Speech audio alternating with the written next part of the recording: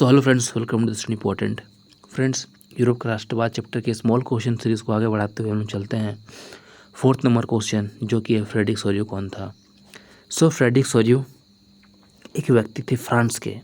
वे चित्रकार थे और उन्होंने 1848 ईस्वी में एक चित्रों की श्रृंखला बनाई थी जिसमें 4 चित्र थे और उन्होंने उन चित्रों के माध्यम से वे ऐसा संसार की रचना की थी। मतलब इस तरीके की भावना लोगों में बनाने का कोशिश कर रहे थे। उन चित्रों को देख कर के आप गणतंत्र, स्वतंत्रता, ज्ञानोदय, राष्ट्रीयता, इनको फ्रेडरिक सोरियो ने एक आदर्श रूप में प्रस्तुत किया था। तो फ्रेडरिक सोरियो एक चित्रकार थे और इन्होंने एक चित्र बनाई थी, 4 चित्रों की श्रृंखला बनाई थी। राष्ट्र क्या है? फिफ्थ नंबर क्वेश्चन है कि राष्ट्र क्या है। तो फ्रांसीसी दार्शनिक, फ्रांस के एक फिलोसोफर जिनका नाम था अर्स्ट रेनन, उसके अनुसार राष्ट्र समान नस्ल, धर्म या क्षेत्र से बना है। एक राष्ट्र लंबे प्रयास, त्याग और निष्ठा का चरम बिंदु होता है। राष्ट्र एक बड़ी और व्यापक एकता होता है। उसका अस्तित्व रोज होने वाला जनमत संग्रह है। तो फ्रांस के एक दार्शनिक थे अर्नेस्ट रेनन, उनके अनुसार अगर समान नस्ल, धर्म, क्षेत्र, इससे एक राष्ट्र बनता है और राष्ट्र बहुत लंबे प्रयास से, लंबे त्याग से, एक निष्ठा के चरम बिंदु से बनता है।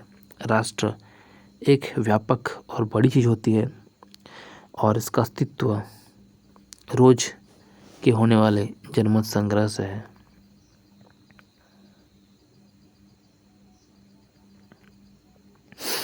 जनमत संग्रह क्या होता है? जन मत यानी लोगों का मत, संग्रह यानी इकट्ठा करना।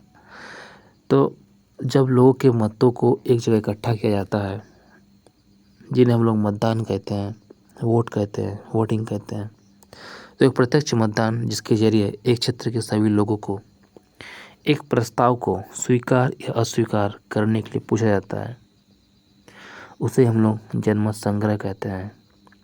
मान लीजिए कोई मतदान में 2 कैंडिडेट को उतारा गया है, एक बीजेपी का, एक कांग्रेस का। तो एक क्षेत्र के लोग किसे स्वीकार करते हैं, किसे अस्वीकार करते हैं, यही जनमत संग्रह के अंदर आता है। रूढ़िवाद से आप क्या समझते हैं? रूढ़िवाद एक राजनीतिक दर्शन जो परंपरा, स्थापित संस्थाओं और रिवाजों पर जोर देता है, जो पुरानी नीति नियमों, पुराने विचारधाराओं, पुरानी परंपराओं को पालन करते हैं, उन रिवाजों को मानते हैं और तेज बदलाव की जगह क्रमिक बदलाव यानी धीरे धीरे बदलाव को प्राथमिकता देते हैं, उन्हें ही रूढ़िवाद कहा जाता है या रूढ़िवादी मानसिकता कहा जाता है। रूढ़िवादी मतलब परंपराओं से बंधे रहने वाले लोग या परंपराओं से जुड़े रहने वाले लोग, जो कि तुरंत बदल नहीं पाते, जो धीरे धीरे क्रमिक विकास को प्राथमिकता देते हैं, रूढ़िवादी कहलाते हैं।